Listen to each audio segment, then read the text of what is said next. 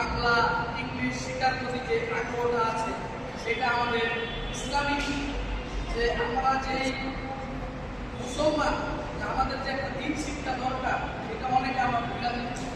সেই আলোকিত করার জন্য আমাদের যে ভারপ্রাপ্ত চেয়ারম্যান দেশটা অনেক প্রমাণ করেছেন যে আপনারা আপনাদের এলাকায় যেই বিষয়টা নিয়ে আপনারা কাজ করবেন জনগণের সাথে নিয়ে উন্নয়নমূলক পাশাপাশি জ্ঞান শিক্ষার কাজ করতে হবে।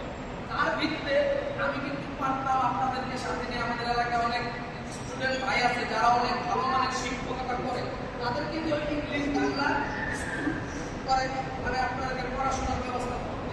কিন্তু এখানে অনেকে বয়সের কারণে 1, 2, 3-তে পড়তে গেলে অনেক সরল পাবে, কিন্তু আল্লাহ যে ইসলামিক যে কায়দা হরফ এবং বিজ্ঞান শরীফ আছে এটার কোনো বয়স সীমা না, আর এটার ভিতরে কোনো সরল নেই, এটা যে কোনো মানুষ সম্মিলিতভাবে করতে পারে।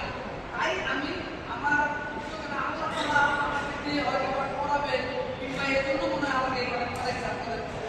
আমি চাই যে আমরা যে ছোট ভাই বড় ভাই যারাই আছে সবাই একত্রিতভাবে যদি এটা করি এইটা আমাদের এই দুনিয়াতে না পরকালের দুনিয়াতে কিছু নিয়ে যাওয়া। কারণ আমাদের এটা যদি আমল থাকে আমার সব দেওয়ার মালিক আল্লাহ, আপনাদের উসিলায় আমরা সবাই পাবে। কার কেমন পাবে আল্লাহ তাআলা পাবে না। যদি কোনো উসিলায় আল্লাহ তাআলা আমার মাফ করে দেয়া কিংবা আমার সাথে আমার যারা আছেন পুলিশ সবাই আছে যাতে আল্লাহ তাআলা কোনো উসিলায় আমার সবাইকে কিন্তু সবাই যারা কালেমার নসিব করে। যদি আমরা এই আরবিটা নাই জানি তাহলে আমাদের প্রত্যেক কালেমা উচ্চারণটা আসবে না।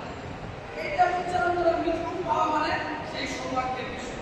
যাতে আল্লাহ তাআলা এই সৌভাগ্য সবাই দান করেন এবং আমরা এই কোরআন শিখতে হবে না, আমাদের পাঁচ ওয়াক্ত নামাজ আমাদের সেই আদায় করতে হবে।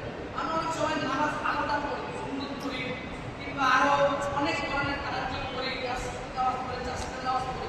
যে সকল আমলের সময় আমরা অনেক সময় সহি শুদ্ধ পুরাটা পারি না, তার জন্য আমার এই